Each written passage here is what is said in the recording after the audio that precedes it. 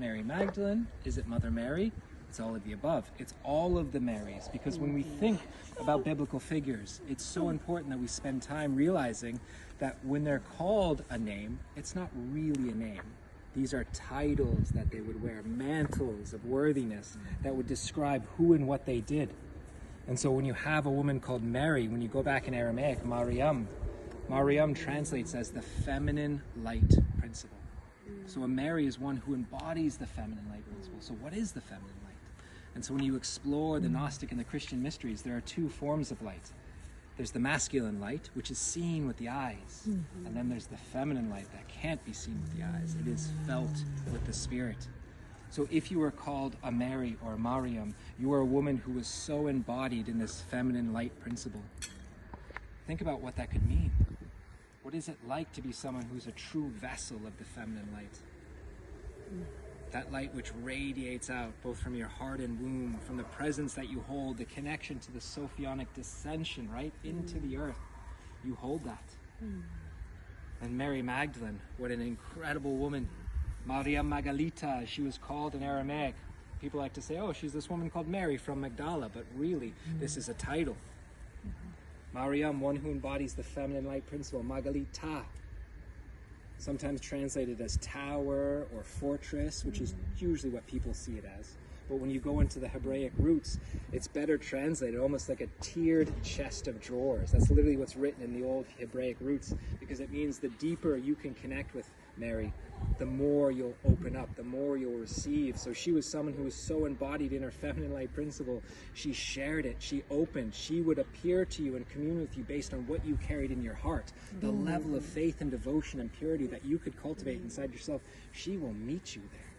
She will see you there. She will hold you there in so many beautiful ways. And the story of Mary Magdalene is so far from complete. Her history, where she's from, still very much explored and debated and felt into. But did you know there's a large school of thought that say Mary Magdalene is from these lands? And so when you look into the histories, you go back as far into contemporary sources as you can. And so when we look at Roman Christianity, a lot of the figures have been whitewashed, right? Jesus looks like a California surfer. But when you go before that time, before the 3rd and the 4th centuries, you start to have more accurate depictions of who these figures were. And suddenly Mary Magdalene, you see, is depicted as a woman with very fair skin and red hair.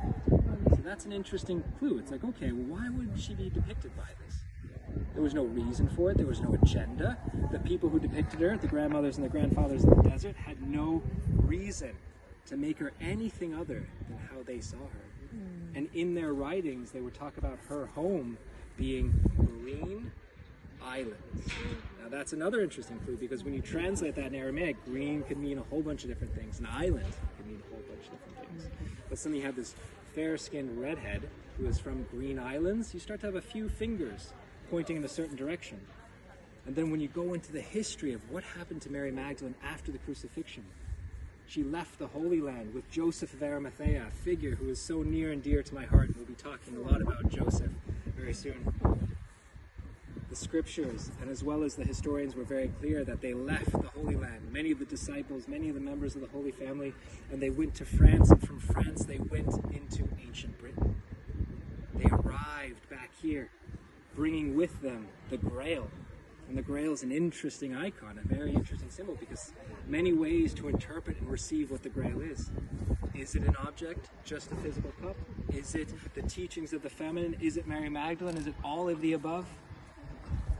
But the Grail and the legacy of the covenant was brought back to ancient Britain by Joseph of Arimathea, and the first church anywhere in the world was here on these lands. And the foundations of this church date back to the year 62. Think about it. 62. Consecrated by members of the Holy Family. And in fact, even one of the legends in the lore that's held here is Mother Mary herself is buried on these grounds here at the Glastonbury Abbey. For centuries, historians would talk about the Glastonbury Abbey as being so incredibly consecrated because of the illustrious names of people who have been buried here. All of the holy men and women throughout time that have connected with that first form of Christianity, the Celtic Church, were interred here. and are still here, and their energy will hold us as we walk. And so here's a chance for all of you to reclaim what it means to be a Marion, to hold that feminine light principle, and for us brothers to learn how to guard in them and receive that feminine light principle so that we can come into balance and union as well. It is a light that cannot be extinguished, and they tried. So many people and civilizations and cultures have tried to extinguish that feminine light. And as tragic as that was, and as heartbreaking as that was, there is nothing but hope now because they failed. And that light is returning, and that light is returning through all of us. And when we visit places like this, and the many places where that feminine Sophionic light is woven in, it can be rekindled, taken with you, transmitted. Because when you go back into the early Gnostic Christian art, before the idea of the halo represented a saint, it was a flame. So if you look at the first 3 centuries of art, there was a flame above the heads of the saints. And when you see in the art, there would be people gathered around them, and you'd look at the people in the crowd, and some of them would have the flame over their head, because it shows this flame is available to everyone. Only if you can receive that flame. And that is the price. Can you receive it? Can you be ignited by that flame? Because once you have that flame, it is a great responsibility. For all of you now have to share that flame without doing anything other than letting it engulf you, consume you, purify you, and you will glow externally in the masculine light and internally in that feminine light. And that is the sacred golden flame. That's why the first saints of Celtic Christianity were women called the golden women, the keepers of the golden flame. They held that energy, and that flame is woven right here directly into this land. And so not only do we get to feel the feminine light principle, but we also get to appreciate the masculine light principle, the solar logos, the light that Yeshua, our dear brother, held in all of the great men of early Christianity. These figures, they held it too. And we learned how to cultivate, refine, hone our light, to shine it to the world, to penetrate reality with that light. And also, how do we learn to receive all of you? How do we learn to hold all of you? How do we help you feel safe in your light as the masculine, as us brothers are learning to do now, individually and collectively?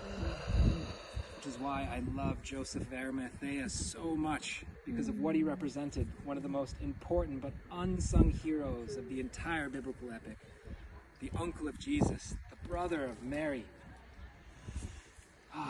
He stood as an example for men and for women. And I think it's time for all of us to meet him. Would you like to meet him? Yes. Right this way.